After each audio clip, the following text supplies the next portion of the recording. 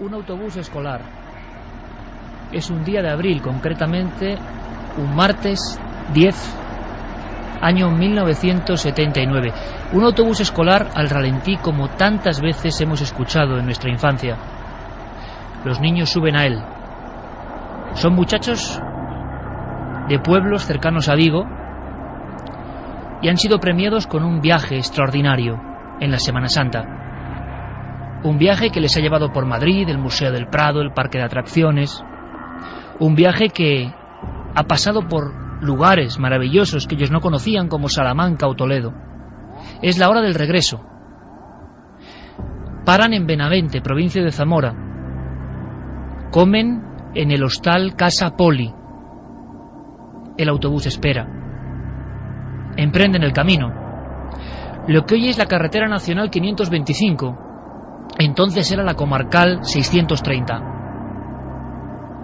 Es probable que algún amigo ahora, a la 1:11, solo con estos datos que he dado a vuela pluma, esté tejiendo en su mente una de las historias más dramáticas que he conocido en nuestro país. Esta noche, amigos, pido un esfuerzo porque el programa es duro. Es una historia trágica, dolorosa, terrible, heroica en ocasiones, y también, os lo aseguro, pero para eso hay que descubrirlo esta noche, misteriosa. El autobús recorre unos 4 kilómetros. Son unos 60 niños, sexto, séptimo, octavo de EGB. Algunos cantan en la parte posterior, animando al conductor a que acelere.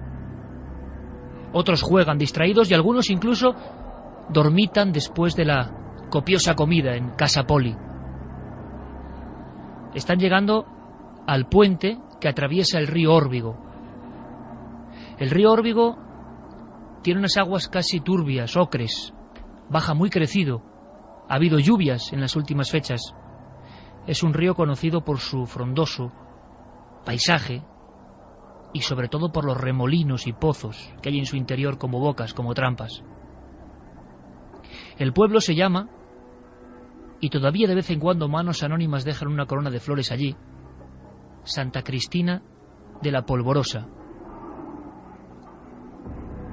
Cuando el autobús llega justo a la curva que da inicio al puente de piedra de la vieja comarcal 630, ocurre algo.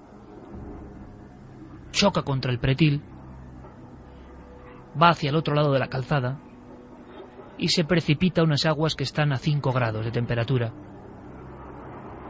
El autobús cae a plomo, boca abajo, las ruedas hacia arriba, rodando todavía, se hunde rápidamente debajo de las ojivas del puente y justo penetra en uno de esos pozos de la muerte. Río de vida y muerte el río Órbigo. Lo ha sido a lo largo de la historia. 10 de abril, 4 de la tarde, 1979. Solo 9 niños se salvaron. 9 niños que vivieron dentro del autobús escenas que ningún ser humano que no haya pasado por esto puede imaginar. Uno de ellos es Roberto García. Lo hemos localizado. Él se salvó. Él comprobó cómo sus amigos, sus compañeros, le agarraban de las piernas y tiraban hacia abajo, en un acto de intento de supervivencia.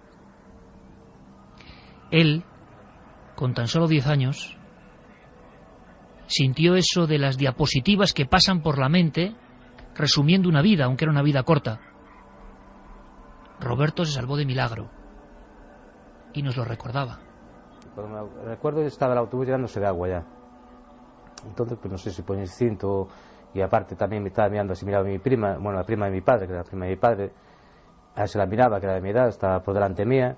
Entonces, pues por instinto me agarré, donde se ponen las maletas arriba, que eran de red, pues me agarré arriba al rollo de las maletas y pues dejé que el autobús se llenara de agua. Y pues intenté salir, cogí aire, intenté salir, pues no sé si fue por la ventana de parabrisas o por un lateral, pues no me acuerdo muy bien. Y en ese momento pues lo pasé muy mal porque intentaba salir para arriba, llevabas cuerpos flotando, gente que notabas, claro, se estaba debatiendo entre la vida y la muerte ahí, y intentaba salir para arriba y me agarraban por los pies. Y claro, yo en esos momentos Recuerdo que me pasó toda mi infancia, pocos años tenía, pero cosas por la mente en segundos, en pocos segundos que debió ser, me pasaron por la mente cantidad de cosas cosas que no sé explicar tras ahora, porque es algo, cosa que te arrepientes de, no sé, muchas imágenes como si fuera un fotograma, le pasan por la mente todo. De inmediato la vecindad escucha el golpe, escucha un sonido seco. El autobús yéndose a pique, a lo más profundo, la mala suerte, la corriente, la crecida del río lo lleva hacia esa especie de sima. Solo será capturado después por tenazas metálicas, 48 horas después, y todavía con muchos niños en su interior. Otros han salido por las ventanas, la mayoría corre ya cadáver río abajo. Las primeras palabras evidentemente son de absoluto abrazo a las familias que perdieron a sus seres queridos, a niños que tenían todo por delante en la tragedia del río Órbigo. Yo creo que algunas de estas tragedias y algunos hechos heroicos hay que recordarlos. ¿Cómo olvidar, por ejemplo, a profesores que iban allí en ese autobús de la muerte, como Manuel Pandín, profesor de educación física, salvó a 6 niños, con el último no pudo, le fallaron las fuerzas, apareció debajo de los asientos. ¿Cómo olvidar a personas del pueblo de Santa Cristina que se arrojaron al agua de inmediato a salvar a niños, y se arrojaron al agua apenas sin saber nadar, simplemente porque estaban viendo una tragedia de dimensiones absolutamente apocalípticas? Había que ayudar, había que poner remedio a todo eso, pero era solo el inicio de una noche espantosa, una noche de búsqueda. Hemos hablado con personas que en ese mismo lugar, en las orillas, rescataron con sus propias manos a los únicos 9 niños que salieron de este trance con vida. Había una corriente terrible y un aire horroroso además, y la niña gritando auxilio, auxilio, y sacarme de aquí, y entonces gracias a Dios se pudo sacar. Montserrat se llamaba la niña, otra cosa no puedo decir. Y dijo la niña además: no se lo diga usted a mi papá ni a mi mamá, la pobrecita, lo tengo grabado. Desde ese día yo moriré, aunque viviera 1000 años, no se me olvidaría nunca jamás las palabras de la niña. Y a muchísimos amigos que estaban allí, que nos han atendido, no se les olvidará jamás toda la escena, la terrible escena del río lleno de cadáveres. Hubo más personas que llegaron con intención de informar. El primero de todos fue el corresponsal de Televisión Española en la provincia de Zamora, Félix Navarro. Se montó en una barca, acudió al lugar, cámara en mano. Había que contar esta historia. Es curioso que ahora en los archivos de Televisión Española apenas se guarda un solo recorte, fotograma de esta tragedia, porque había muchos elementos importantes para, por ejemplo, saber qué ocurrió justo en la curva del puente del río Órbigo. Félix Navarro, desde luego, en la cámara que es el alma y la memoria, rebobinaba y tampoco podía olvidar. Y al levantar el autobús, la imagen tan drástica que me quedó, el autobús colgado de la grúa y niños cayendo, cadáveres cayendo al río otra vez, muertos, y bueno, no sé, fue una imagen que eso, quien lo vivimos, desde luego no la hemos olvidado ni la olvidaremos nunca. Y entonces, en uno de los trabajos, en una de las veces que yo iba montado en una barca con los buceadores que iban buscando niños por toda la orilla del río y demás, pues yo iba con la cámara grabando. Y bueno, pues una otra imagen que antes se me olvidó contártela, pero que me quedó muy grabada también, fue pues cuando sacaron a un niño comido por los peces. Durante varias noches consecutivas, todos los pueblos de alrededor de Benavente, toda España realmente, con el latido, seguía los acontecimientos en el río. A la noche siguiente se recupera la carcasa del autobús, había 12 niños dentro, muchos de ellos todavía con las manos golpeando en los cristales, agarrándose a las aristas. Otros tardaron en aparecer casi un mes a kilómetros de este lugar, arrastrados por el Órbigo. Estoy seguro que que más de un amigo está preguntando ahora mismo, en su vehículo, en su dormitorio, en su lugar de trabajo, ¿qué tiene que ver esto con el misterio?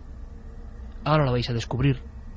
Hay muchos testigos, muchas personas, incluso algunas sin conocer la tragedia, que han vivido experiencias en este lugar, precisamente en este lugar.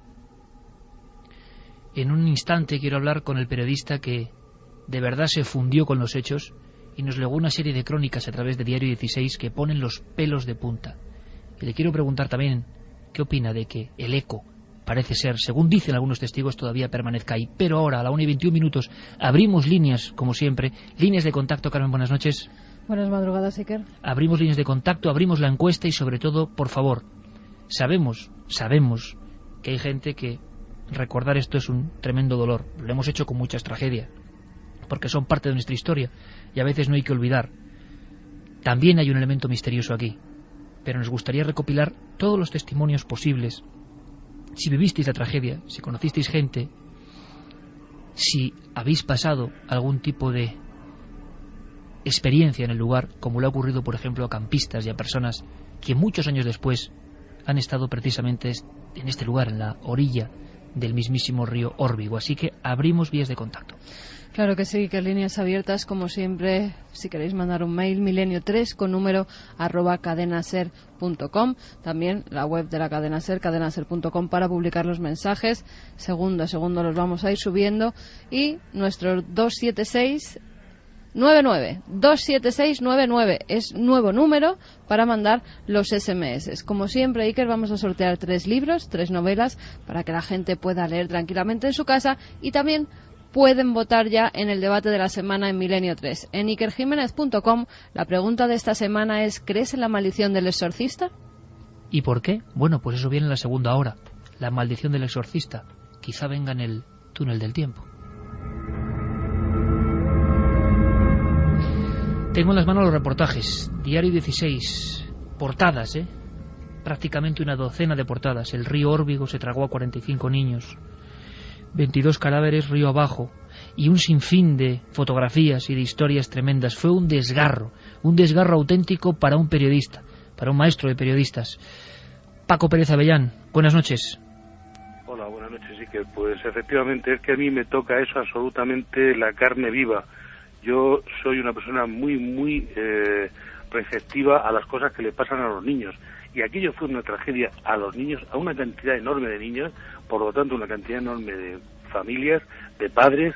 Hubo una demostración tremenda de dolor y de solidaridad, y también una concentración de todas las personas cercanas al lugar del accidente.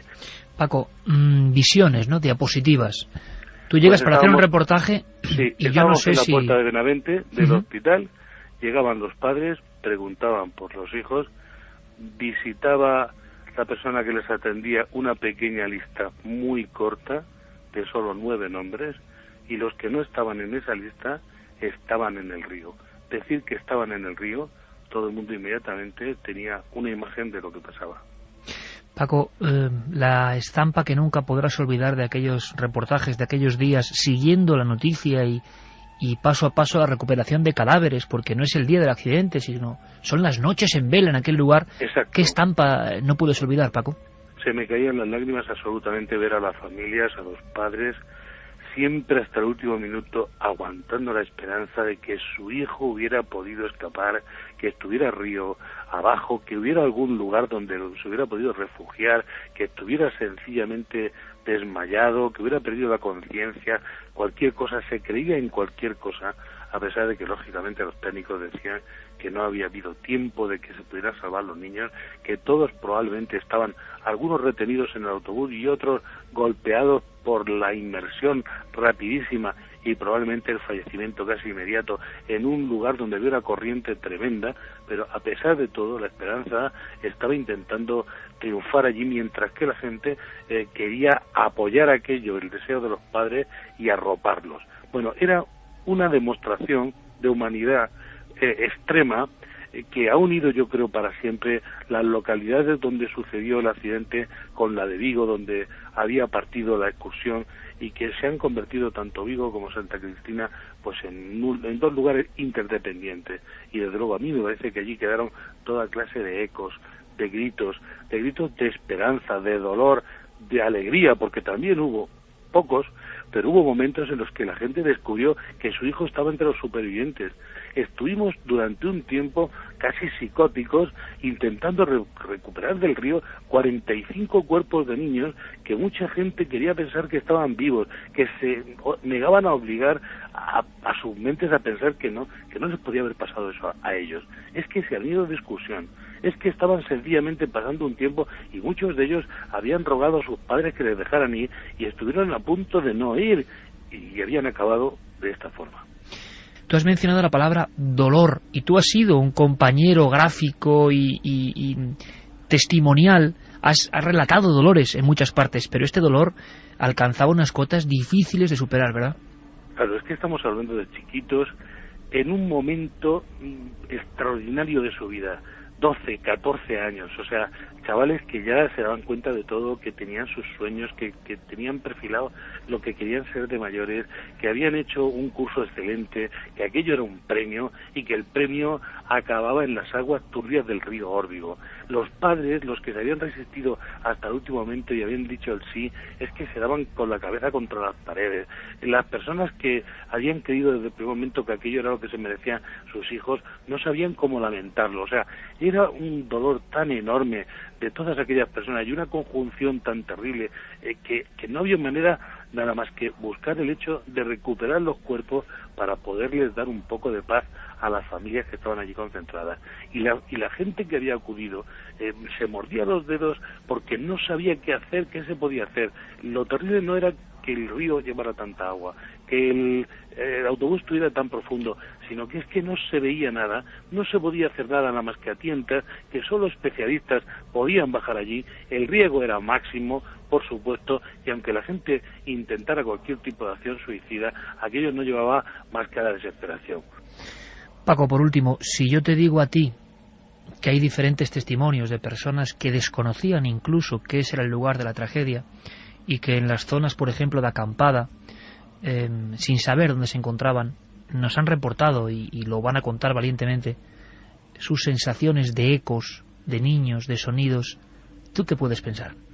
Pues me lo creo absolutamente, Iker, porque la manifestación fue tan profunda, tan extensa, de tanta gente, de tantos corazones unidos por un mismo hecho. El dolor, el tratar de apoyar a aquellas personas sin saber realmente qué decirles ya, pero simplemente permaneciendo a su lado, compartiendo sus lágrimas. Y todo eso tiene que haber dejado un rastro. Aquí, en la mano, las portadas varias, prácticamente una semana entera, Diario 16, enviado especial al río Órbigo, Francisco Pérez Avellán. Diario 16 ya no existe, pero la hemeroteca nos permite recuperar auténticas joyas, joyas dolorosas, eso sí, del periodismo de sucesos. Maestro de periodistas, Francisco Pérez Avellán, muchas gracias por tu testimonio. Muchas gracias, Iker, y por tu labor, que es extraordinaria. Un sonido.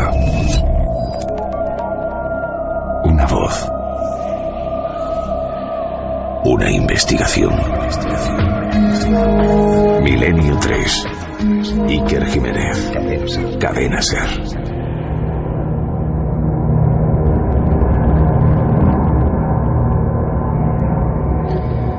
A los 9 días de la tragedia, un helicóptero de rescate hacía una fotografía insólita.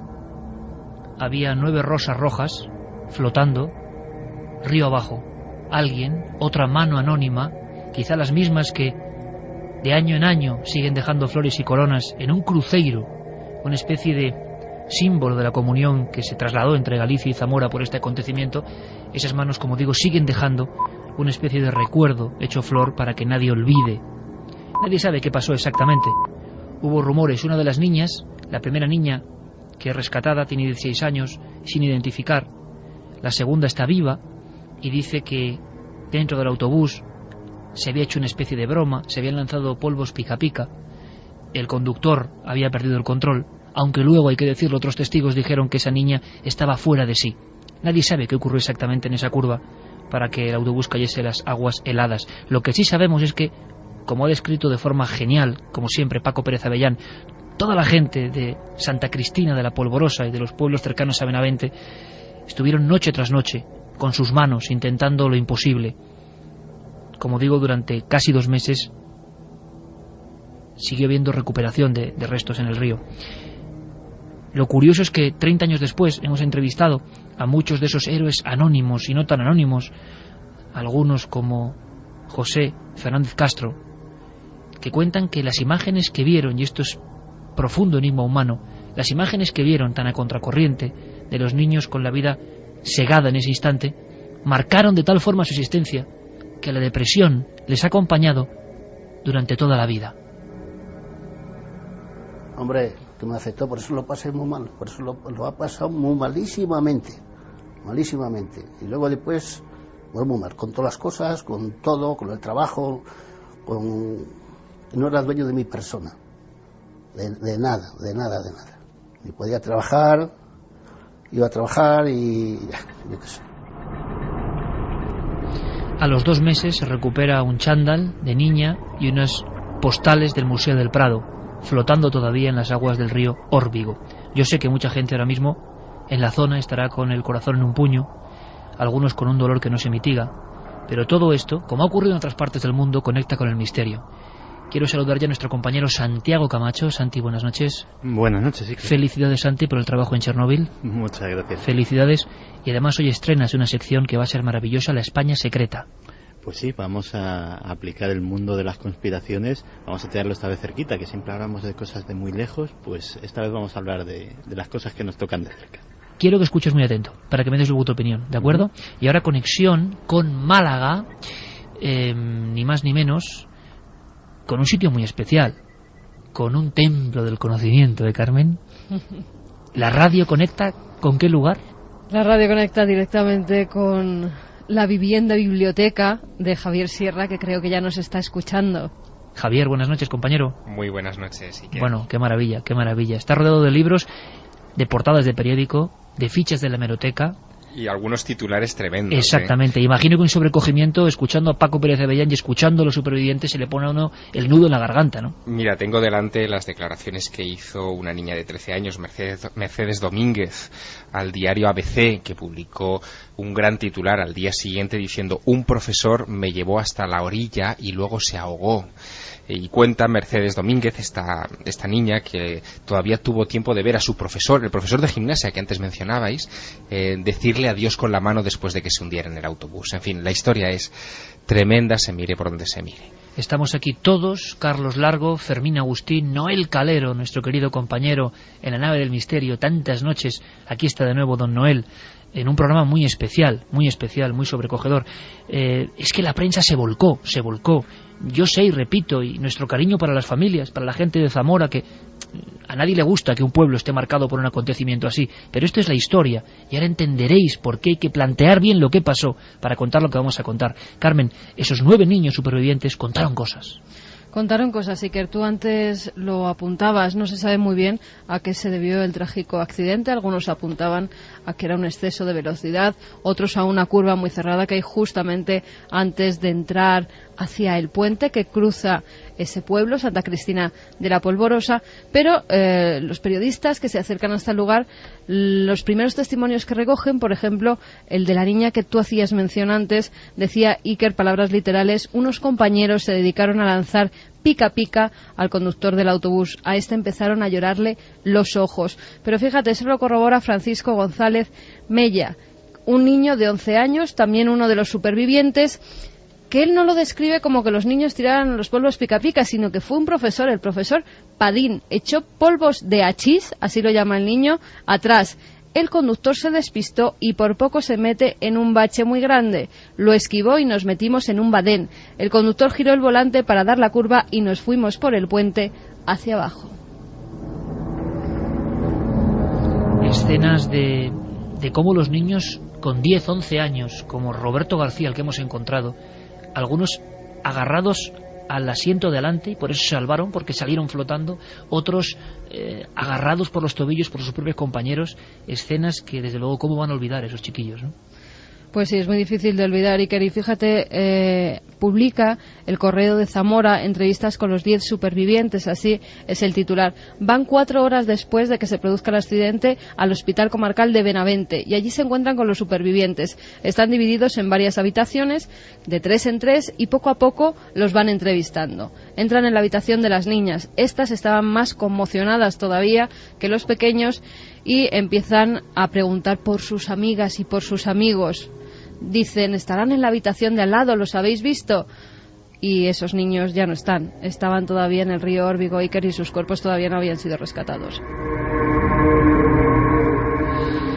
Bueno, llegados a este punto le pido mucha atención, por favor, a Santiago Camacho, a Javier Sierra, a Carmen y, por supuesto, a los cientos de miles de amigos que ahora conectan con nosotros, quizá algunos cerca de ese lugar donde se alza un cruceiro y donde a veces, en los últimos 30 años, repito, alguien deja coronas de flores en la orilla del río Órbigo. Río de vida, siempre el río es vida, pero también muerte. Gracias a un querido familiar, casi un hermano mayor para mí, o un hermano mayor para mí, mi primo Roberto, que he vivido muchas aventuras tras los misterios desde niño. Él fue el primero en informarme de la increíble historia de Pedro. Ahora todos nos vamos a sobrecoger, y yo le doy las gracias enormemente a Pedro porque es un valiente. Eso lo primero, es un valiente, porque sabemos de otra gente que ha vivido cosas parecidas, pero claro, no dan el salto a contarlo, simplemente a contar lo que vivieron. Sabemos que hay mucha gente esta misma noche, y pedimos vuestra participación en las vías de contacto. 2799, ¿no? 27699. 27699, palabra clave milenio, las vías de contacto ordinarias, porque si alguien sabe algo, queremos investigar. Nos ha impresionado mucho esta historia y lo hacemos desde el corazón, porque hay una conexión con el misterio, que no nos extraña. Paco Pérez Avellán decía que no le extraña que haya ecos, viviendo y viendo lo que él sintió allí.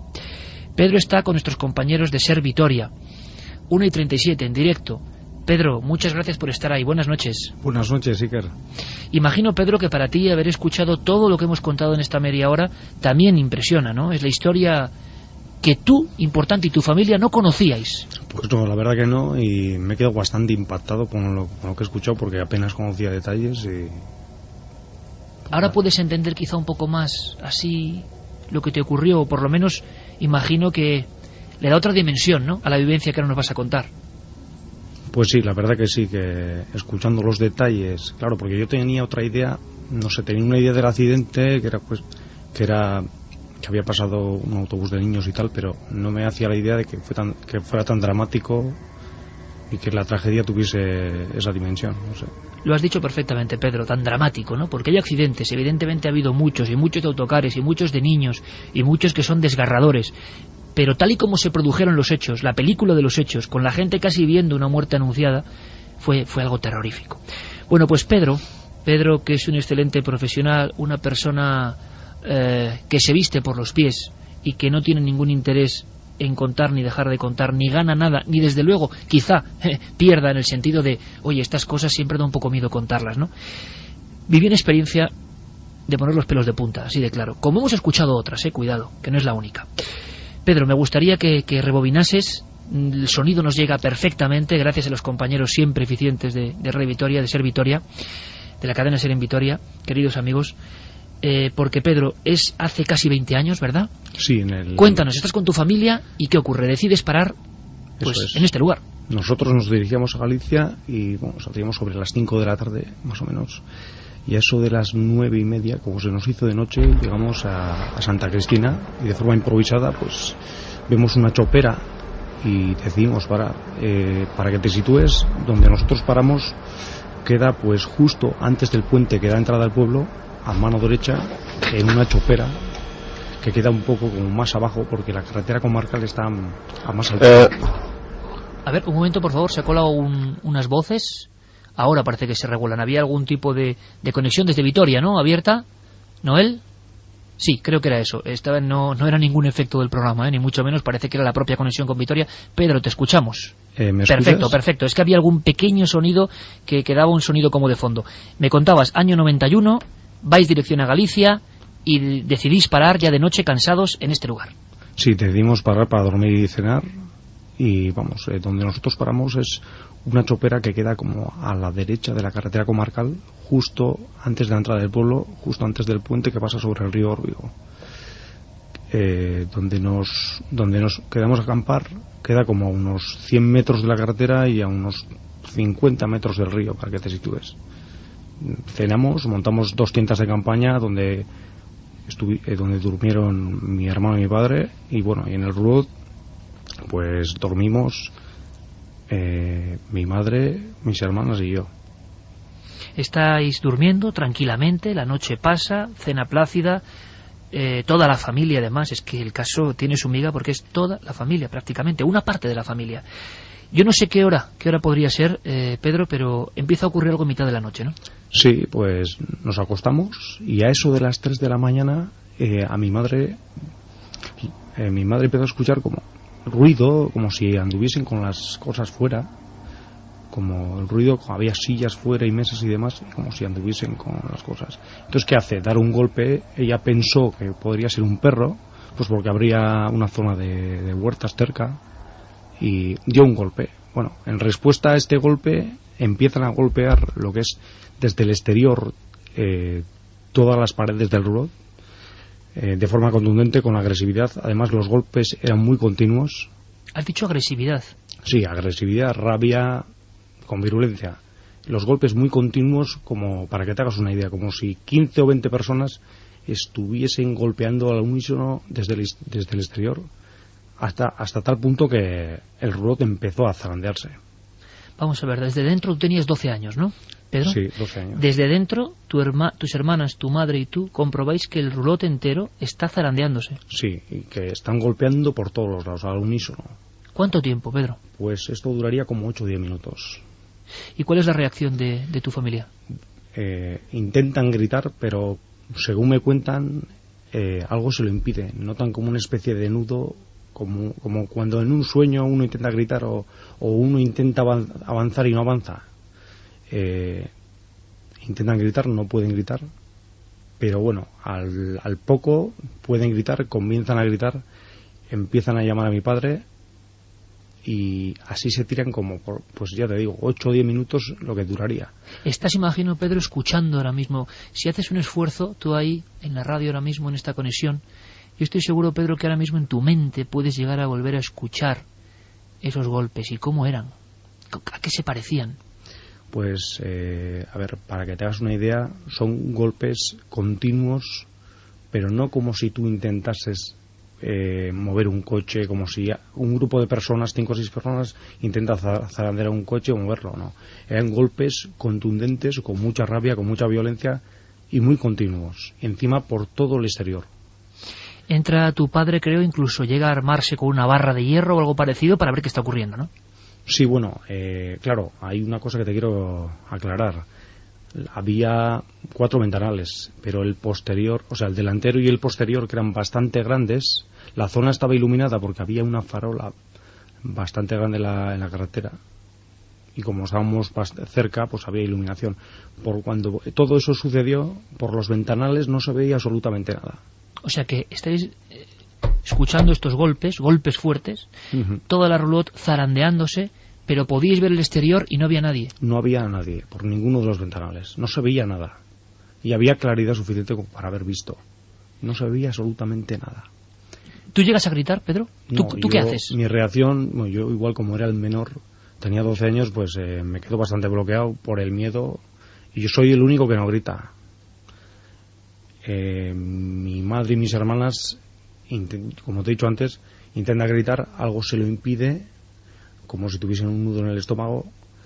Después gritan durante muchos minutos, y solo al final mi padre escucha sus voces, y cuando oímos la voz de mi padre, aquello cesa de repente. Y cuando llega él a la roulotte, imagino, para ver qué ocurre, ya aquello se ha marchado.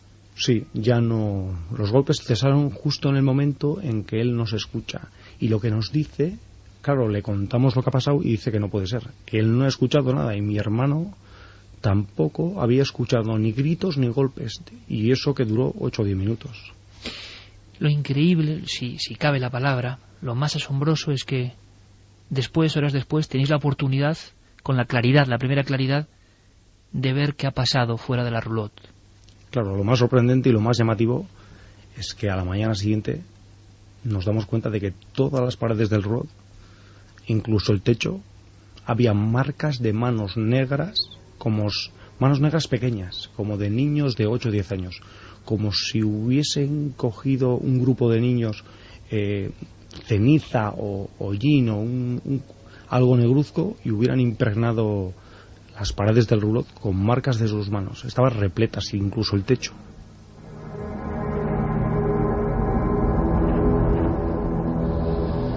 Tú tienes, ahora imagino, Pedro, la imagen en tu mente de esas manos.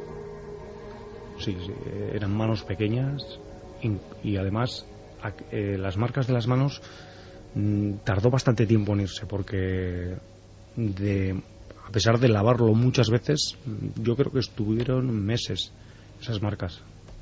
Hasta el techo. El techo incluido, sí, el techo repleto, todo estaba lleno de marcas de manos pequeñas y manos de tamaños diferentes además. ¿Ningún integrante de tu familia, Pedro, conocía la historia de la tragedia del río Órbigo justo ahí? No teníamos ni idea. Pero alguien, no vamos a decir quién, pero de la zona, cuando asustados contáis lo que ha pasado, ¿qué os cuenta? A la mañana siguiente van a hacer unas compras y hay una persona a la que le cuentan, oye, nos ha pasado esto y tal. Y nos comenta que no es la primera vez que llega a sus oídos pues lo que nos ha pasado, que le han contado cosas parecidas, pues diferentes personas que han pasado la noche en ese mismo lugar. Y que claro, que todo a raíz, nos comenta que ahí ha habido un accidente y que unos años atrás, y que a partir de entonces hay gente que le comenta cosas parecidas a lo que a nosotros nos ha pasado, y que no comentáramos nada y que no dijéramos nada, no querían saber nada del tema. La tragedia del río Órbigo, como veis, amigos, una cicatriz en la tierra de Zamora, una cicatriz para tantas familias, para 50 familias, ¿no?, que perdieron lo más querido, se conecta de esta forma con el misterio, como ha ocurrido en otras partes del mundo. Tú luego, imagino que el miedo, que la impresión le acompaña a uno. Hemos escuchado, Pedro, a gente que estuvo en las operaciones de salvamento 20 años antes, 22 años antes de lo que te ocurre a ti, y que siempre les acompañaba esta historia. Yo creo que tú, en sueños, por lo que me has contado fuera de antena, sufres esta presencia de alguna forma, esta impresión de lo ocurrido durante mucho tiempo, ¿no? Eso es, yo soy el único que no grita, pero se ve que interiorizo el miedo de otra forma, porque era el menor. Y a mí me pasa que durante 2 o 3 meses yo revivo en sueños lo que nos pasó, lo que te he contado, a la misma hora prácticamente, las 2 o 3 de la mañana, prácticamente casi todos los días. Me levanto gritando y con el alivio de menos mal que ha sido un sueño y menos mal que estoy en casa.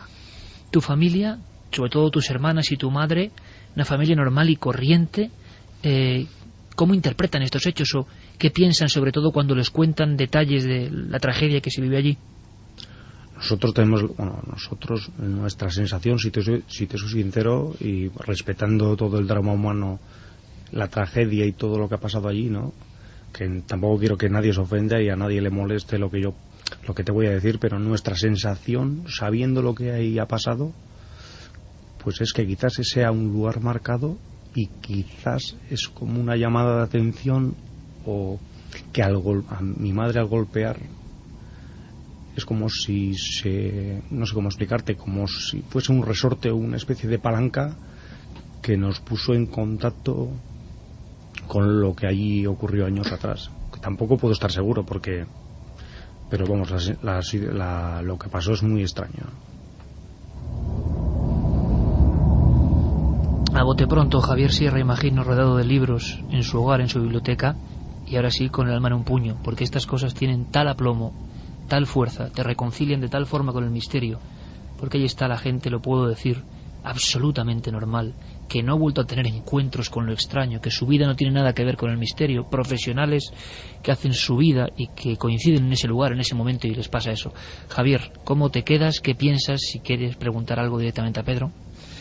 Bueno, la verdad que el testimonio de Pedro en este sentido es impagable, ¿no? El poderlo tener delante de los micrófonos y conversar con él. A mí me vienen a la mente varias cosas que he estado hurgando en mi archivo en estas horas previas al programa para tratar de contextualizar si ese lugar, además de lo ocurrido en la catástrofe que estamos hablando, en todo el drama del año 79, si además antes pudo haber algún otro precedente, y que he encontrado dos cosas muy curiosas. Una nos remonta al siglo IX, al año 812. Hay una leyenda que habla de luchas entre moros y cristianos en los tiempos de Alfonso II el Casto. En este mismo lugar, Javier. En este mismo lugar, justo en el puente que cruza sobre el río Órbigo. En medio de esas escaramuzas, que como digo se sitúan en torno al año 812 de nuestra era, parece que las tropas de un cabecilla moro, que es el que estaba asediando aquel lugar, un tal Orés, huye ante la presencia del ejército cristiano, y al cruzar ese puente se encuentra, dice la leyenda, con una luz muy potente en la que distingue unas siluetas y que le zarandean a él y a sus tropas, incluso le tiran piedras u objetos contundentes que no saben qué son. Los cristianos lo interpretan como una aparición de la Virgen, y de ahí surge la tradición de la Virgen de la Vega, que es un poco la patrona de toda esa zona, ¿no? El milagro de la Virgen de la Vega.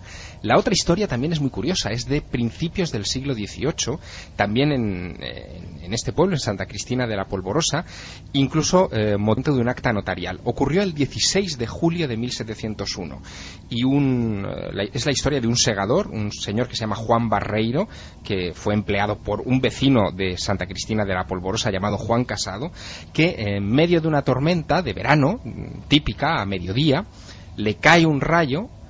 Todo el mundo piensa que ha muerto, pero cuando se acercan los vecinos a él descubren que no está muerto, que se ha salvado. El cura se da cuenta de algo muy singular, que llevaba colgado un rosario al cuello, y que ese rosario se ha deshecho, pero se ha quedado como tatuado, como perfectamente dibujado sobre la piel de este Juan Barreiro. A partir de ahí se levanta un acta notarial pensando que aquello es un milagro también de la Virgen, y que ha sido el que ha salvado a ese vecino, a las orillas justo del río Órbigo, en el mismo pueblo donde han ocurrido estos hechos.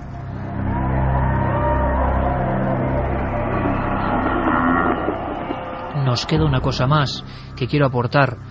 Qué maravilla, de todas formas, de la técnica, que esté Javier en conexión, escuchando al testigo con esta viveza, que estemos aquí, que esté Santi y que estén nuestros compañeros Noel, todos, no sé, un poco sobrecogidos, pero cuando llega la bofetada interna del misterio, le pega uno fuerte, tenga las creencias que tenga. Nos queda una cosa, y es que Luis Álvarez ha estado indagando, ha recuperado testimonios impagables de supervivientes, de rescatadores, de esas historias heroicas, ¿no? Heroicas, tremendas, que ocurrieron en la vera de ese río.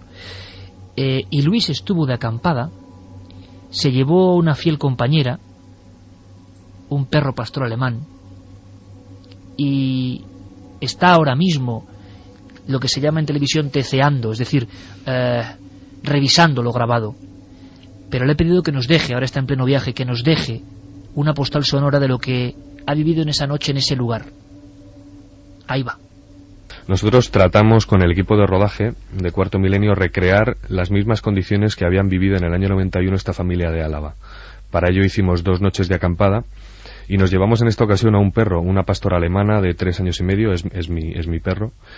Y bueno, y le introduje en la tienda de campaña, dormí con él en la tienda, y el equipo durmió en otra tienda de campaña, el cámara y el ayudante. A la media hora de estar con las luces apagadas, con los camping gas apagados, las linternas, recuerdo que cuando estábamos en el estado de presueño, ese estado parece interfaz en el que todas estas cosas suceden siempre y parece que tiene una explicación ahí, es cierto que empecé a oír una especie de jolgorio al otro lado de esa tela de la tienda de campaña, al otro lado de la cremallera, un jolgorio que al principio interpreté como que, bueno, algún ruido cualquiera, no estamos acostumbrados a estar de acampada, y sin embargo se seguía oyendo, me incorporé, se seguía oyendo, y un jolgorio, podría decir casi infantil, como si hubiera niños, pero al otro lado del río, en la otra orilla exactamente, y observé que el perro estaba en un estado de alerta, lo cual no es tampoco, digamos, no es del todo normal, pero en el bosque hay muchos ruidos. Lo que sí que recuerdo, y siempre lo he tenido muy claro, en cualquier investigación que hayamos hecho con el programa o rodaje, en cualquier sitio, con cualquier fama o con cualquier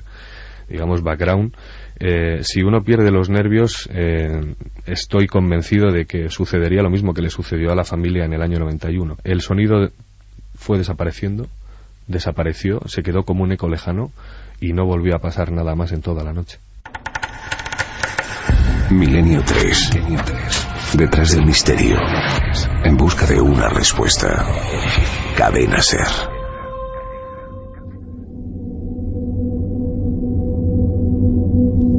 Y 55 minutos. Esto es Milenio 3 en la cadena SER. Aquí estamos, con el misterio como bandera. Misterio del hombre, de la ciencia, del pasado, de la historia y también de lo quizás sobrenatural, de aquello que nos pone la carne de gallina y que nos gusta contar, y que nos gusta que gente como Pedro Valiente rompa el cerco de silencio. Vías de contacto, Carmen, yo no sé si esto puede tener algún eco. ¿Qué está diciendo la gente? Me interesa mucho que repitas las vías y que me comentes. Pues vamos a repetir las vías de contacto. 27699 si nos escriben a través del teléfono móvil poniendo Milenio, espacio y vuestros mensajes, milenio3 con número @cadenaser.com y la web de la cadena SER, www.cadenaser.com. Vivian nos dice que pasó por el puente Órbigo este verano camino de Santiago, una ciudad muy interesante. Tote opina que ningún padre debería enterrar a sus hijos. Acabo de saltar de la cama, el accidente del río Órbigo del colegio Vistalegre. Yo estudié años después allí y es un colegio maravilloso. Gracias por acordaros de ellos, nos decía Chris. Hay varias personas que nos han escrito, Iker, que estudiaban en ese colegio. También nos decían, yo paso todos los fines de semana por ese famoso río, me lloran los ojos cada vez que paso por el Órbigo. Yo dejé una corona de flores, nos lo decía Fernando de Ávila. Mira, esas manos anónimas, de repente, con la magia de la radio, se convierten en Fernando. Siempre que voy a mi pueblo paso por Santa Cristina. No conocía este suceso, pero estoy seguro que a partir de ahora, siempre que pase, me acordaré de esos niños. Nos lo comentaba Daniel. También dice que yo estuve viviendo en Santa Cristina y lo del accidente es un tema tabú. Todo el mundo lo lleva en el corazón y nadie quiere hablar de ello. Nos lo comentaba Héctor. Hola, yo tuve la oportunidad de estar en Madrid, en el mismo colegio mayor, con los niños y profesores de este colegio que tuvo el accidente. Hablando en una habitación con estos niños gallegos, entró el chofer y otros niños jugando con polvos pica pica. Había mucha confianza con el joven chofer que los había llevado a todos lados. Siempre he pensado que igual estos polvitos y los juegos entre el chofer y los alumnos fueron la causa de este accidente. Yo tenía 19 años y fui a Madrid también de viaje de fin de curso, con niños de octavo. Mis dos hermanos estaban ahí, eran de un colegio de Tenerife. Nos lo comentaba M. Sabina.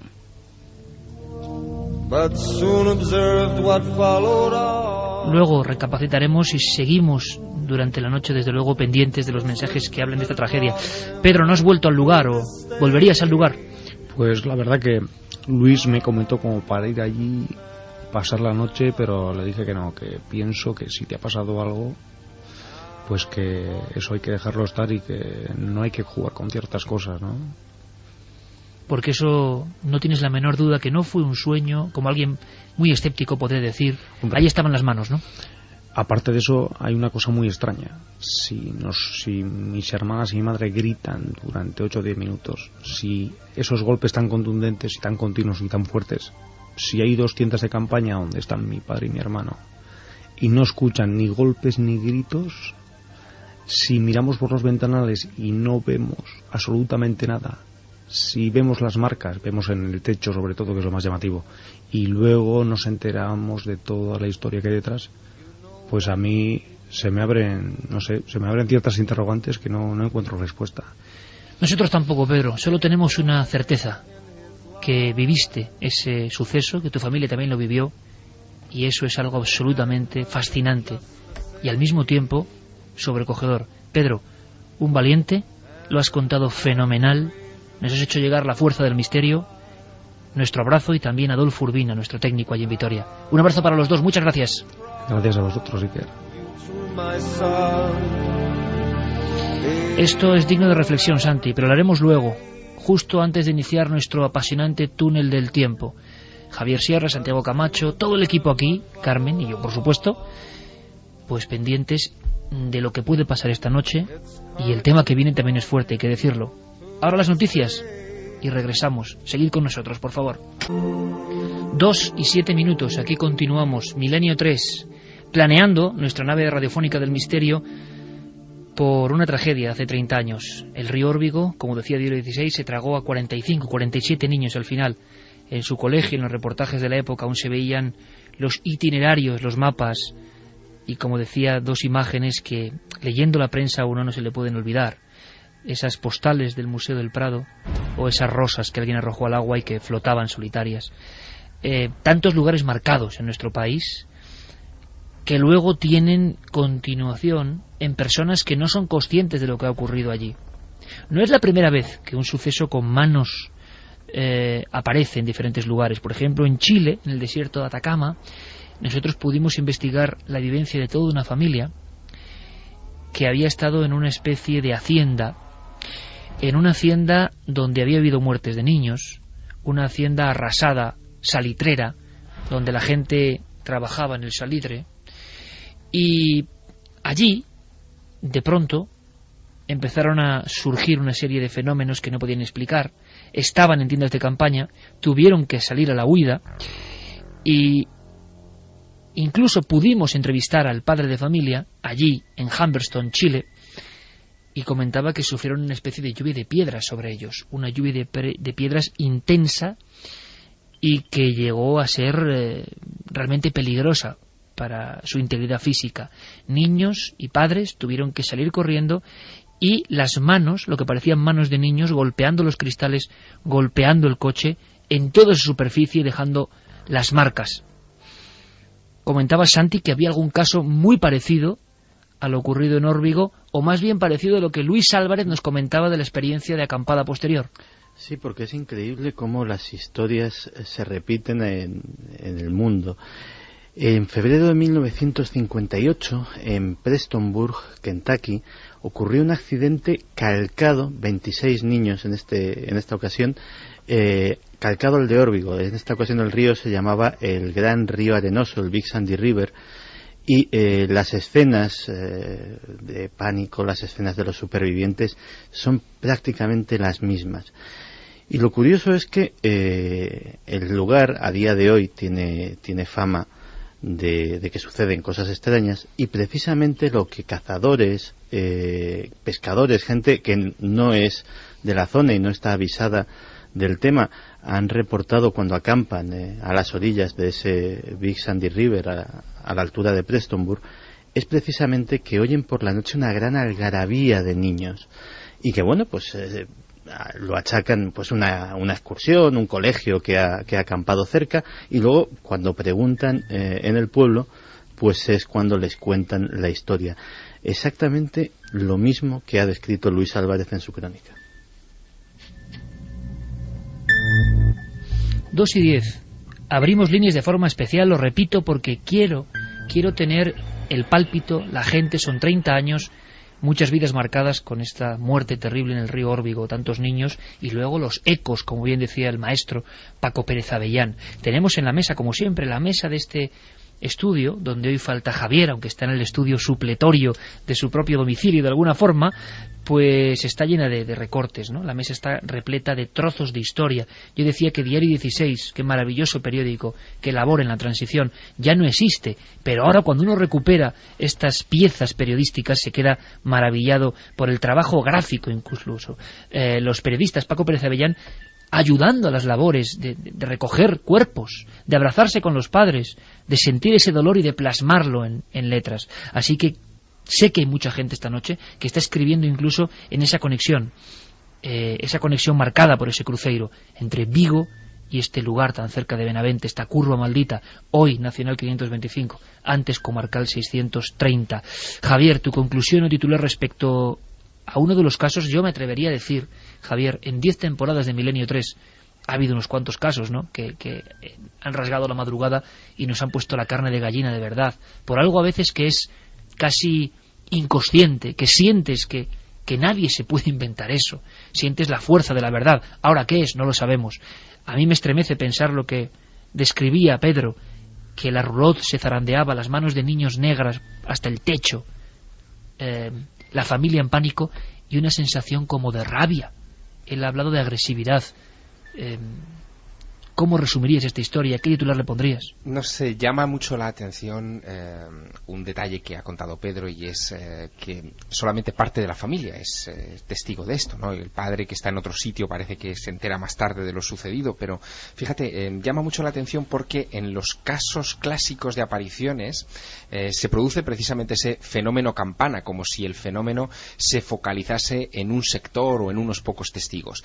La atmósfera en muchos de esos casos de apariciones, y así lo describen miles de personas como Pedro, se hace más densa, como si de repente el lugar se llenase de gente, desciende la temperatura o se nota un cambio en lo que sucede alrededor, y parecen algunos detalles de lo que nos ha contado Pedro que se ajustan como un guante a esas descripciones clásicas. Tenemos pues al menos la descripción de un caso clásico en esa línea, pero un caso clásico que nos deja estupefactos, porque la fuerza de su testimonio y desde luego el vínculo a un episodio tan dramático lo subrayan como pocos.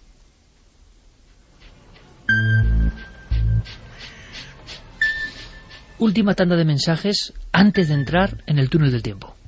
Antonio Gordillo nos decía: ese día iba yo camino del pueblo de Aguilar de Tera, a unos 15 kilómetros. Estuve viendo todo lo que pasó y no se me olvidará nunca. Un tío mío estuvo sacando los cuerpos de varios niños. Hola, os escribo desde León. Mi madre me había hablado acerca de la tragedia y me contó que mi difunta abuela, que era de Santa Cristina, solía ir una vez a la semana para rezar por las almas de los niños. Nos lo comentaba Ignacio. Amanda desde Vigo nos dice: hola amigos de Milenio, me he quedado helada al empezar a oír vuestro programa. Los niños que iban en ese autobús eran alumnos del colegio Vistalegre, donde yo estudié la EGB años más tarde. Mis abuelos y mi madre me contaron lo que había pasado y cómo una vecina nuestra perdió a su hijo y a su hija.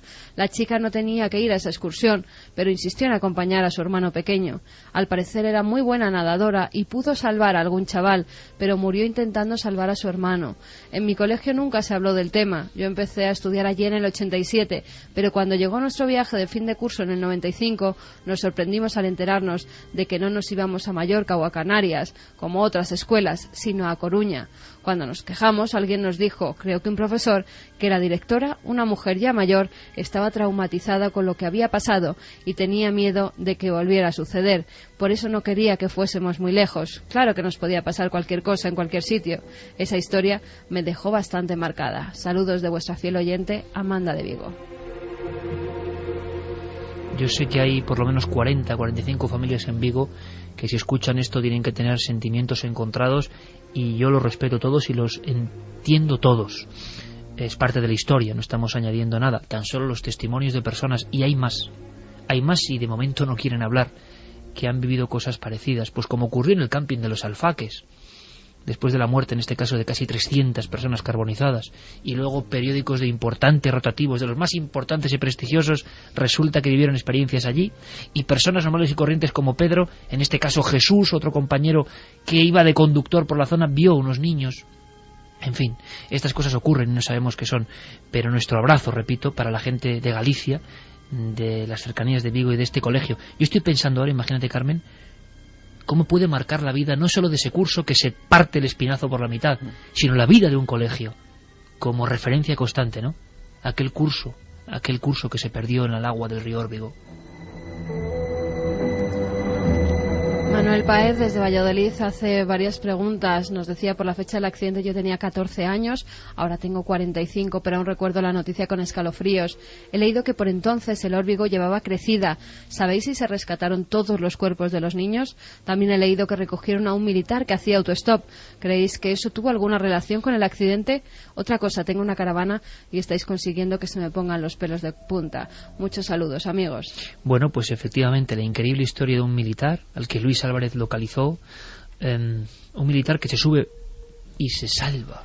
Él no estaba haciendo autostop, le conocía a uno de los profesores, le sonaba la cara porque también era de Vigo. Lo reconocen y lo paran. Y justamente ese chico, que entonces tenía 21 años, que iba de permiso a su casa, logra salvarse. Es uno de los que dice que el cristal delantero del autobús se rompió y muchos de los niños, incluso él, pudieron salir por ahí. Y luego ese dramatismo, ese profesor, ¿no?, que salvando a varios niños, seguramente los niños que están vivos, como el que hemos entrevistado, Roberto, está vivo por la acción heroica de un profesor. Me estoy acordando de de aquel gran portero del Sporting de Gijón, Castro, el hermano del gran Quini, que se lanzó a la playa a salvar a 2 niños, los llega a salvar y él, exhausto, muere en una poza, ¿no? Uno de los Son niños cosas tan terroríficas. que murió, y que ahora que hablabas de fútbol, era el hermano de un Carlos, jugador del Celta. Sí, Eso señor. es. Sí, señor. Seguimos de todas recibiendo formas, información. Yo he pasado muchas veces por esa zona. Es a lo que iba.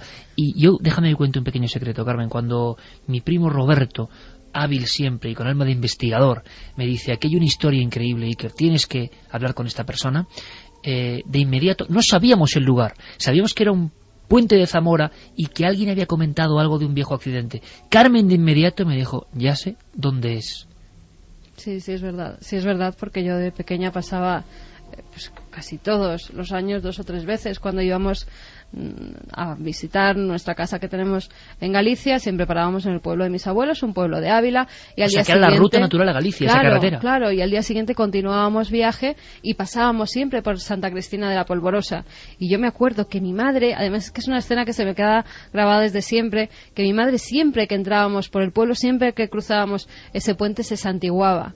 Hasta que un día, ya siendo consciente, la pregunté que por qué hacía eso, y me contó la historia del accidente y de los niños que habían perdido la vida allí. Era un lugar marcado porque además es una zona que paran muchos coches a comprar queso, tienen un queso buenísimo en la zona, y desde entonces es un pueblo que en cierta forma está marcado por esa tragedia. Ellos no tuvieron la culpa, al contrario, hubo muchos héroes en ese pueblo, hubo mucha gente que incluso se jugó la vida por salvar a esos niños y que casi mueren ahogados. A muchos se les tuvo que trasladar a los hospitales de la zona porque tenían un estado de congelación por intentar salvar a esos pequeños, con lo cual no hay que tener con una X marcada a esta localidad, a Santa Cristina de la Polvorosa. Al contrario, hay que hacerles un homenaje porque lograron salvar por lo menos la vida de algunos pequeños. Vamos a quedarnos con 2 cosas, bueno, con 3, las manos, marcando la noche y marcando ese lugar, y durante meses visibles. Qué pena que no haya un documento gráfico. Me contaba Pedro fuera de antena que era tal el miedo que habían cogido a la historia que querían despegarla de sus vidas cuanto antes. Solo la han recuperado 20 años después, y con esfuerzo, y gracias a muchas gestiones.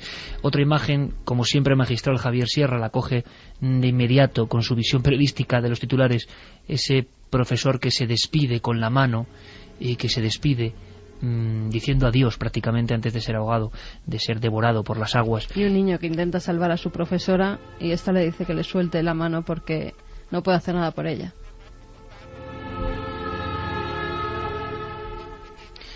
Vamos a marcharnos directamente al túnel del tiempo, pero seguimos, como digo, con las posibilidades de conexión permanentes. Vamos a ir rápidamente a conocer historias del pasado, a conocer otras voces, otras experiencias.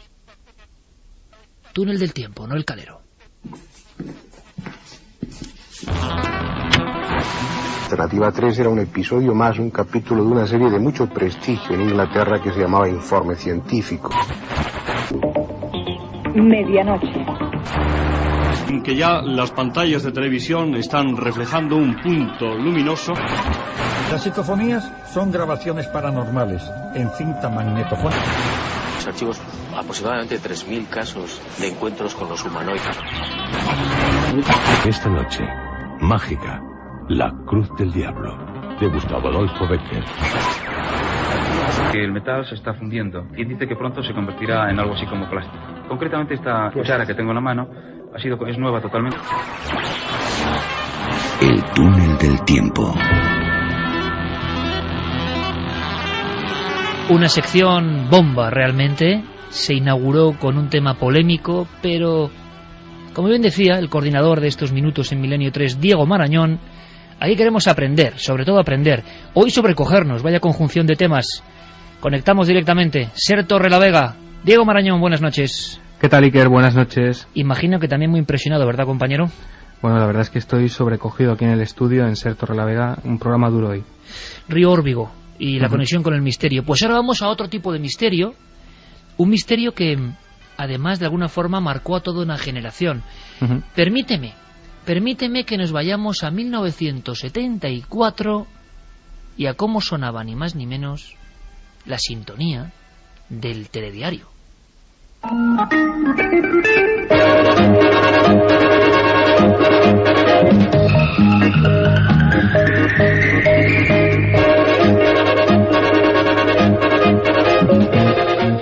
Diego, futurista total para la época y además con grandísimos periodistas en activo. Uno de ellos creo que nos va a sorprender porque es protagonista, absoluto, de esta nueva sección, del doble de tiempo. Un periodista que todo el mundo conoce, que todo el mundo incluso ha imitado, pero que en esta ocasión quizá hacía la más extraña de sus crónicas. Pues sí, nos vamos hasta 1974, como dices, en unos telediarios que por aquel entonces presentaba Alberto Delgado y que era la única manera, como todo el mundo sabe, hasta los 90 no llegaron las televisiones privadas y los telediarios de Radio Televisión Española eran la única manera de mantenerse informado de lo que ocurría tanto en España como en el resto del mundo. Por aquel entonces, además de los presentadores, y tal como ocurre hoy, también había corresponsales en una, digamos, incipiente actividad, pero ya lo sabía. Hoy vamos a conocer a uno de ellos, como dices. Uno de ellos que yo creo que, vamos ni a presentar, Diego, vamos a escucharlo directamente y luego comentamos qué hacía exactamente allí. La voz inconfundible, quizá el periodista más famoso de su tiempo, JH, las iniciales, en la puerta del cine prácticamente, comentando algo que estaba convulsionando a todos los Estados Unidos. Desde que al día siguiente de la Navidad una película llamada El Exorcista se estrenó en 22 ciudades norteamericanas, hay un infierno desatado sobre este país. Inmediatamente se formaron largas y serpenteantes colas donde el público esperaba hasta 4 horas para asistir a un espectáculo de 2 horas de horror. Poco después, más de 4 millones de personas habían pagado ya algo así como $10 millones por ver El Exorcista. Luego, la revista Newsweek, de la que he tomado sus líneas iniciales, sigue y dice: sin embargo, muchos de esos espectadores se salieron antes de que la película terminase. Otros se desmayaron, otros vomitaron allí mismo, en el cine. Y por lo que uno ve y oye, puede añadir, otros dieron gritos histéricos, otros parecieron perder momentáneamente la razón, otros lloraron de miedo, otros se sintieron poseídos del demonio. Todo eso es cierto y se sabe. Todo eso puede ser quizá el producto de una alucinación colectiva, pero los miles y miles de personas que cada día en muchas ciudades de Norteamérica se apiñan a la puerta de los cines que pasan El Exorcista no van engañados. De hecho esperan, temen, tal vez desean, sufrir ellos mismos esa que le dicen tan terrorífica alucinación. Que la película es ciertamente terrorífica, la más terrorífica de cuantas el cine puede haber producido, eso nadie lo duda. ¿Hasta dónde, a qué insospechados límites puede llegar el terror? Es lo que alimenta las siempre nutridas filas de presuntos espectadores.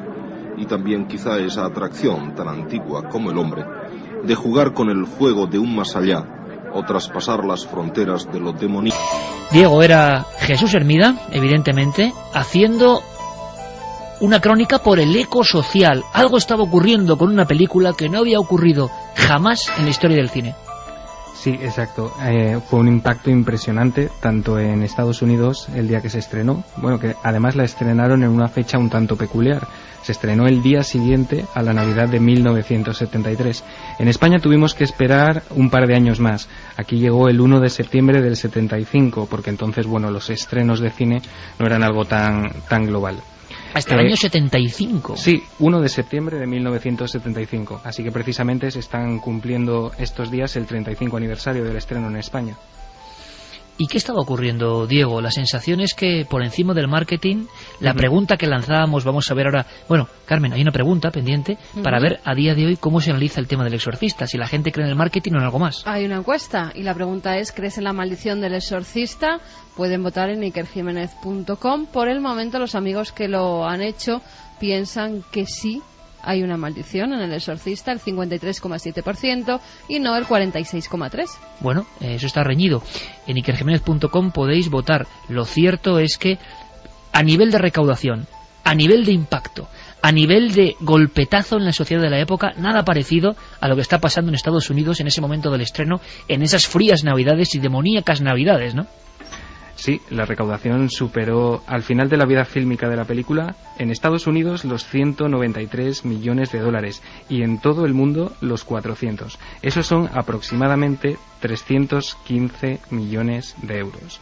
Eso sin contar las ventas tanto en vídeo doméstico como en DVD y la explotación de todo el merchandising que dio esta película dirigida por William Friedkin. Vamos a escuchar algo que es sorprendente, Diego, algo que ha recuperado Carmen, y que son fragmentos de ataques de pánico y de personas. Las imágenes son increíbles, los sonidos, bueno, podemos contarlo, la gente desmayándose a la salida del cine, pero desmayándose literalmente, gente vomitando, y claro, es que ahora ya casi no nos impresiona nada, aunque te voy a decir una cosa, Diego, ayer estaba con Carmen viendo un tráiler de los años 70, un tráiler que no se emitió, un tráiler extraño o un sobrante de la película, donde se empleaban las caras maquilladas de una especie de demonio que aparece de forma recurrente y subliminal, y acongojaba, por no decir otra cosa, todavía hoy, sí, te lo aseguro. Es la cara Iker de la doble de Linda Blair, eres Eileen Dietz, y ese tráiler que mencionas, que son una serie de flashes de máscaras de la muerte,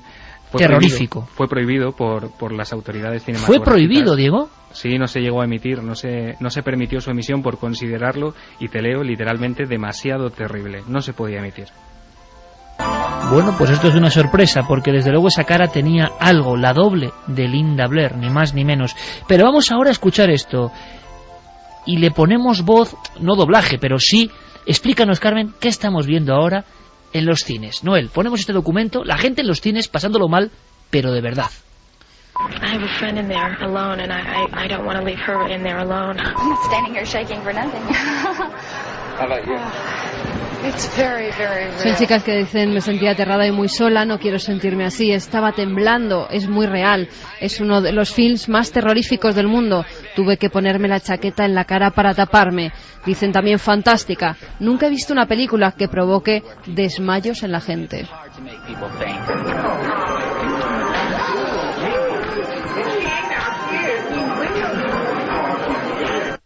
Estaba ocurriendo y no era solo marketing, al parecer. Diego ha recuperado algunos documentos que creo que son apasionantes para el túnel del tiempo, y ahora tenemos una sorpresa, y es que Javier Sierra nos va a contar algo que yo no conocía. Hay varias cosas que no conocía del Exorcista, parece mentira, pero las hay. Y Javier, yo creo que está preparando ya las fotografías visuales, porque si nos hemos enamorado y hemos pasado malos ratos con el Exorcista, yo lo sigo pasando si la vuelvo a ver, hay algo ahí, pues me imagino lo que sería estar, por ejemplo, en esas escaleras, o en esa universidad donde el atormentado padre Carras investiga, o en ese lugar donde el cadáver del sacerdote cae rodando hasta el final, o en ese ventanal donde aparece el padre Merrill, el exorcista, en uno de los fragmentos más famosos, en uno de los fotogramas más icónicos de la historia del cine. Pero Diego ha recuperado unos elementos que son declaraciones del equipo, sí, y declaraciones que no dan lugar a la duda de que entraron en una espiral de miedo ellos mismos. Sí, es cierto, hay varios miembros del equipo a los que, como dices, no les cabe la más mínima duda. Es curioso porque dentro del equipo de actores hay algunos que como digo, no tienen duda de que había una maldición sobrevolando el rodaje, y otros, como Max von Sydow, prefieren pensar que debido al proceso tan largo de rodaje de la película, porque duró casi un año, fue del 14 de agosto del 72 hasta el 20 de julio del 73, claro, son 11 meses. Max von Sydow siempre dice, bueno, fueron 11 meses, es normal que haya en ese periodo de tiempo varias muertes en un equipo de tantas personas. Sin embargo, Ellen Burstyn es una de las actrices que siempre en todos los making ofs y en todas las entrevistas que hacen siempre siempre adopta un rictus mucho más serio, y para ella es algo realmente serio. Y atormentadas parecen muchas personas que formaron parte del Exorcista. Se cifra a día de hoy en 9 muertos en el rodaje. Vamos a escuchar declaraciones de los principales protagonistas, guionistas, efectos especiales y actrices del Exorcista. El efecto fue devastador para muchas personas, porque esto no era solo la profecía ni la semilla del diablo. Tuvo un gran impacto psicológico y religioso. No es una película de Drácula. No es una película de un alienígena, es una película que trata del caso de unos vecinos nuestros. Es una calle de verdad, en una ciudad de verdad, con personas de verdad que viven en una casa. Y arriba, en el tercer piso de la casa, hay una niña de verdad que está poseída por un demonio. Fue muy curioso ver cómo la película pasaba de ser una película de terror a convertirse en un fenómeno que ponía a prueba al público. La gente decía, yo fui a verla y 3 personas que había a mi lado se desmayaron y tuvieron que llevárselas. Otro se puso a vomitar y cosas así. Yo veía lo que ocurría sin poder comprender cómo tanta gente podía reaccionar de esa forma. ¿Pero qué les pasa? Si es una película. La película sigue teniendo el mismo valioso efecto hoy en día. Produce una intensa respuesta emocional. Que sea positiva o negativa, no importa. Es la respuesta. Estuviste vivo durante esas 2 horas. Muy vivo. La gran pregunta, Santiago Camacho, es ¿qué sigue teniendo El Exorcista? Rodada hace casi 40 años, 36 años prácticamente, y que sigue provocando a nivel del subconsciente o en el inconsciente colectivo sensaciones que no hemos encontrado en ningún otro film. Pues supongo que llama hacia un terror muy primario, llama hacia el terror que le tenemos al mal básico, o sea, eso que precisamente el arquetipo del diablo lo representa a la perfección y lleva siglos representándolo. De todas formas, estaba escuchando todo esto que sucedió y efectivamente sucedieron un montón de cosas. De hecho, creo que lo más grave que pasó es que una mujer tuvo un aborto directamente en una de estas primeras exhibiciones de la película. Pero me llama la atención porque en aquella época pues había todavía una cierta inocencia, es decir, había estrenos, no al nivel del Exorcista, pero sí hubo estrenos cinematográficos que causaron gran impacto y desmayos también, y gente que salía precipitadamente del cine. Pasó con La Matanza de Texas, pasó con La Noche de los Muertos Vivientes, pasó hasta con Terremoto, que se rodó en un sistema que entonces era de alta tecnología, que lo llamaban Sensor Round, que hacía que vibrasen un poco las sillas, y hubo un ataque de pánico generalizado en la sala, porque creían que el mismo terremoto que estaban viendo en la película, pues estaba atacándoles en la sala. Pero a día de hoy no sé qué habrá pasado con el ser humano, pero nos hemos desensibilizado de tal manera que algo así es impensable. Es decir... Y sin embargo, cuando uno ve el tráiler que mencionaba Diego Marañón, o que hemos visto, te aseguro que se despierta dentro de ti algo como muy primitivo y que esas caretas, esos maquillajes consiguieron y que no debe ser tan fácil. No, eso por supuesto. Y de hecho, cualquier versión, sea del director, remasterizada, con escenas nuevas, cualquier versión que se ha editado... No se parece a la original. Efectivamente. Y ese es un misterio. Ahí estamos. Bueno, Diego nos ha recuperado, luego lo pondremos, los primeros doblajes al castellano. Las dobladoras incluso luego declararon que tuvieron muchos problemas al hacer esta película. Y es que es verdad, la primera versión de los 70 del Exorcista, luego lo vais a escuchar, no tiene nada que ver con las voces que pusieron después. Y de verdad impresionan. Pero lo que tiene que ser impresionante, Carmen, no me digas que no, Diego, Santi, es estar en Georgetown y estar en los lugares donde todo eso ocurrió. Javier, compañero, diapositivas gráficas, ¿no? Recuerdos, desde luego, el primer lugar, ¿no? Esa escalinata donde ruedan pues gran parte de la trama del Exorcista. ¿Qué se respiraba ahí? Pues mira, mi paseo por ese lugar fue hace 2 Navidades. Había quedado a comer, a almorzar con Catherine Deville, la autora del 8, es decir, que era una velada literaria en la ciudad de Washington, en el barrio de Georgetown, que está muy pegado a ese lugar. Y había visto poco antes el edificio de Watergate, el famoso escenario de que acabó con Nixon, ¿no? Bueno, pues muy cerca de ese lugar, cerca del puente Key, que es uno de los puentes más famosos de Georgetown, hay una calle muy importante que atraviesa la ciudad de Lauderdale, que es la calle M, y la calle M. La calle M, sí, que es la calle comercial, digamos. Es una calle que no da miedo, ¿no? Realmente. Y en una esquina con Prospect Street, que es como se llama el sitio concreto, surgen esas escaleras. Son 75 escalones. Bueno, en realidad 74 y medio, porque hay un pequeño escaloncito al principio que casi ni se ve, ¿no? Que ascienden en vertical, paralelos a un muro de piedra que ya no es exactamente igual que el que aparece en la película, ha sido retocado. Hay un arco, como de medio punto, que corona toda esa gigantesca escalera, y a mano derecha un edificio pintado de rojo, que yo creo que tampoco estaba pintado de rojo originalmente, pero que visto a la luz del día no ofrece, en fin, ninguna visión aterradora. Volví a ese lugar, a Prospect Street, aquella noche ya sin Catherine Neville, para darme el privilegio de poder pasear por ese lugar, digamos que en las tinieblas. Y por la noche las cosas cambian. La calle sigue estando mal iluminada. Lo que parece que en su momento fue un lugar de tránsito para gente que cogía el metro para dirigirse al centro de la ciudad, hoy es un lugar abandonado, no lo transita nadie, o prácticamente nadie. Y el sitio es de esos lugares donde ir solo intimida. De hecho, yo no me atreví aquella noche a subir los 75 peldaños. ¿No subiste los peldaños? No, por la noche no. Hay una serie de libros que yo creo que son joyas, editados, los tiene Carmen aquí, en inglés, sobre Detrás del exorcista sería el título.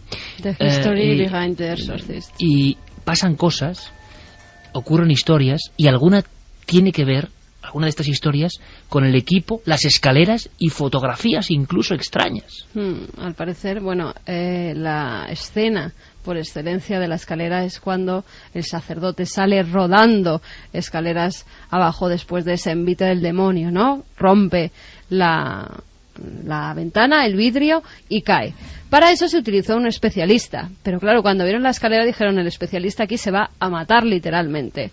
La repitió en 2 ocasiones y después el director le dijo: ¿cómo has logrado hacer esa escena? Porque has caído muy bien. Y dijo que había puesto el cuerpo en forma zen, es decir, como sin huesos, como si no tuviera huesos, y que así había logrado rodar. Por si acaso, el equipo de producción se dedicó a poner todas las escaleras forradas con una especie de goma para que así el especialista no se matara, porque ya había habido alguna caída del equipo. Bajando algunos instrumentos, gente del equipo había tenido tropiezos, se habían tropezado en la escalera y alguno había rodado de cabeza haciéndose una gran brecha.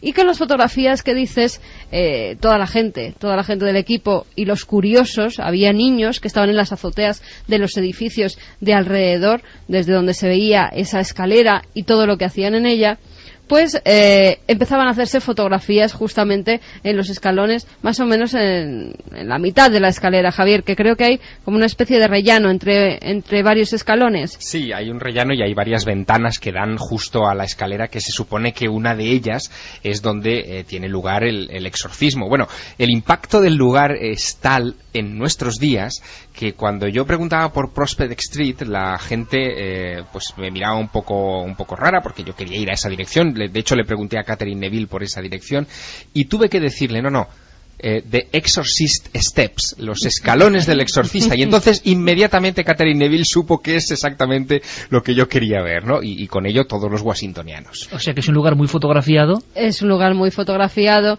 y en varias fotografías que se realizó el equipo allí, que incluso salen publicadas en los libros, salían extrañas luminarias. Ya con todo lo que había pasado en el rodaje de la película del exorcista, esto no se tomó como una simple casualidad. Muchas de esas fotografías tapaban incluso la cara de los fotografiados, era como una especie densa de halo blanco que se ponía encima de ellos y no dejaba que saliera la cara. La gente del equipo ya empezó a dejarse de hacer fotografías en esos escalones.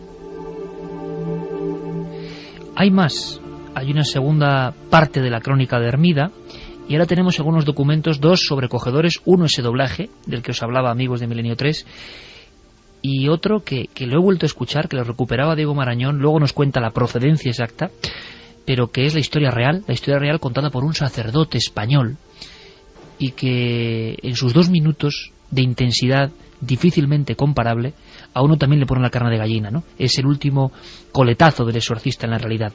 Pero veamos cómo el maestro Jesús Hermida terminaba su crónica hablando de los auténticos disturbios mentales que, más allá del marketing, por vez primera en la historia del cine de terror, estaban ocurriendo con El exorcista.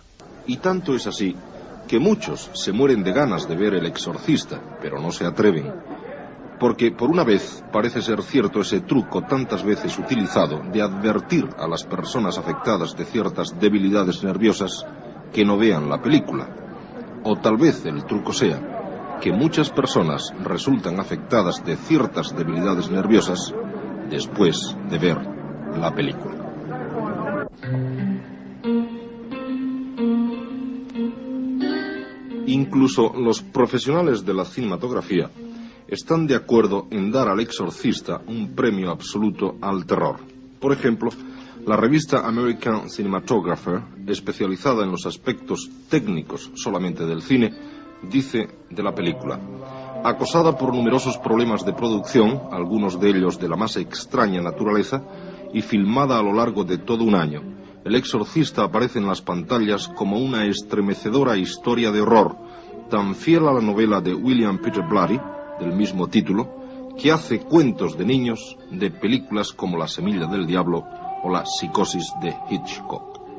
Esa novela, que algunos dicen basada en acontecimientos reales, cuenta la historia de una niña de 12 años poseída del demonio y sometida a las ceremonias del exorcismo. Nada más, pero nada menos.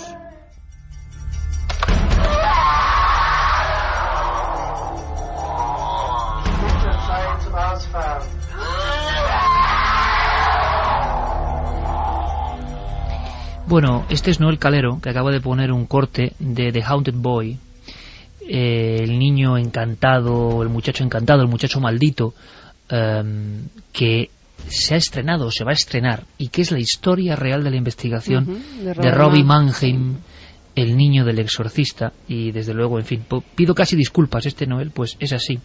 Y para aderezar la información del exorcista, nos regala con estos sonidos que de verdad nos retrotraen a historias tan fuertes como las que tuvieron que impresionar a una mujer que se dedicaba al arte del doblaje.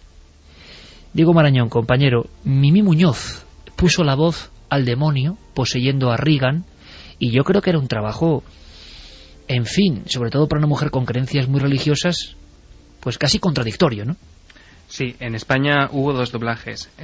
Hubo un doblaje, el original, en 1975, dirigido por Fernando Rey y realizado en los estudios Sincronía de Madrid, y otro, el que casi todo el mundo conoce, que es el del año 2000.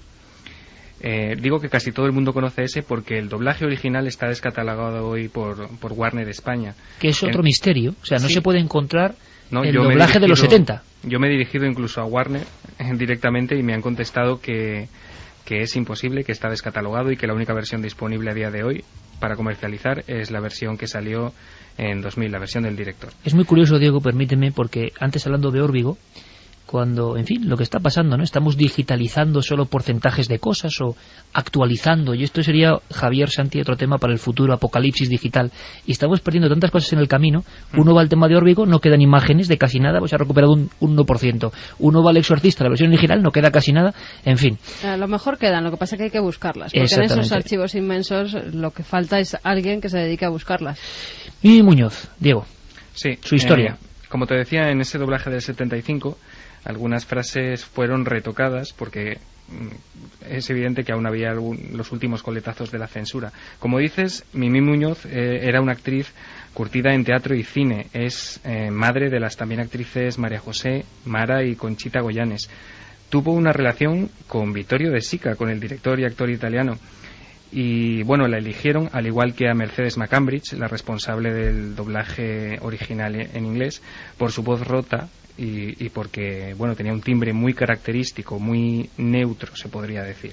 Hizo un trabajo, la verdad es que estupendo y muy superior al del 2000, ya que en el doblaje que se puede encontrar hoy en día en tiendas, la voz del diablo está, digamos, alterada de manera informática. Sin embargo, en el 75 esa voz parecía provenir precisamente de otra entidad dentro del cuerpo de Regan. Era una voz de alguien casi podríamos decir que asexuado, muy mayor, y que la verdad es que sobrecogía. Si quieres lo escuchamos. Vamos a escucharlo, Diego, luego me cuentas si es leyenda o no, que Mimi Muñoz, pues bueno, se impresionó con el trabajo, y sobre todo Mercedes McCambridge tuvo problemas serios después como tanta gente, ¿no? Con el impacto de hacer este trabajo, doblar al demonio. como diría Hermida, ni más ni menos, ¿no? Nada más, pero nada menos. Hola, Regan. Soy un amigo de tu madre. Me gustaría ayudarte. Entonces aflójame estas correas. Me da miedo que te hagas daño, Regan.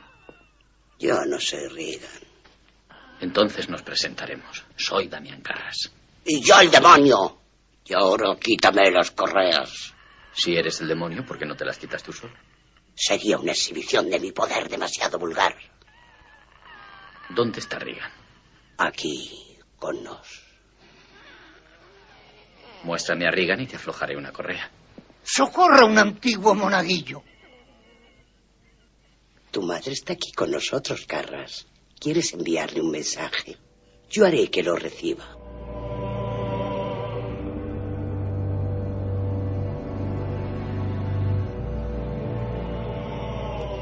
Hay cosas eternas, ¿eh? Hay cosas eternas, y la sensación que yo no sé si conecta Javier, Santi, con lo más profundo de la infancia, del primer impacto cuando escuchamos esto, pero yo vuelvo a escuchar en la radio a las 2:49 el socorra a un pobre monaguillo, y se me siguen poniendo los pelos de punta, y es que es la verdad. Entonces hay un remanente de algo que es mágico y que está, o no está, Javier. Hay pocas películas que tengan esa autenticidad. Yo creo que en parte porque está basado en un hecho real y toma mucha información de ahí, pero también porque conecta con nuestros miedos más profundos, como decía Santiago, y yo creo que de alguna manera esa película creció en un ambiente muy particular. Mira, esto no se suele contar cuando se habla del Exorcista, pero tú piensas que cuando se estrena en las Navidades de 1973, Pablo VI es el Papa de los católicos, y en esa época el Concilio Vaticano II pues está, digamos, en pleno auge, se discute muchísimo también sobre la figura del diablo, y el propio Pablo VI, en el año 72, un año antes del Exorcista,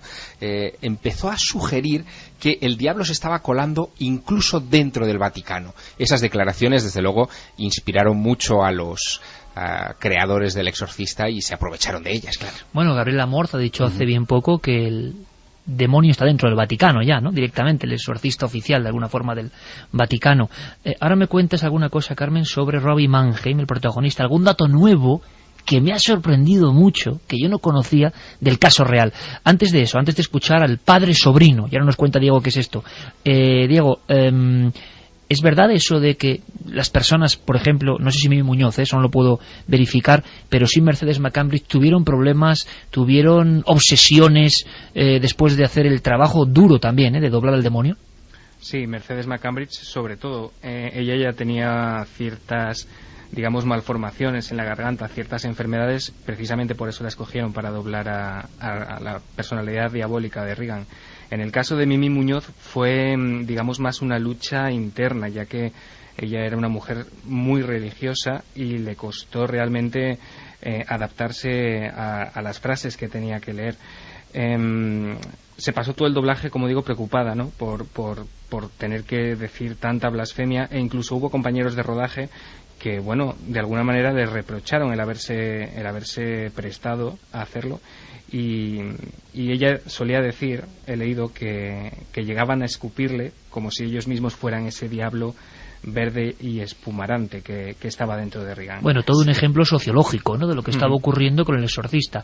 Ahora tenemos igual, a la niña la miraban fatal. A Linda Blair, ¿no? A Linda Blair, cuando ella salía por la calle, incluso hay anuncios anteriores que hemos podido ver anunciando muñecas. Antes era una niña delicada, buena, que hacía sus pinitos en la publicidad, y desde que hizo el papel de la niña endemoniada, la gente en la calle la tenía miedo, se cruzaban de acera cuando veían... No me extraña que era una niña normal y corriente. A mí me da lo mismo, sinceramente, pero a mí no me extraña. Yo veo a Linda Blair y me cambio de acera.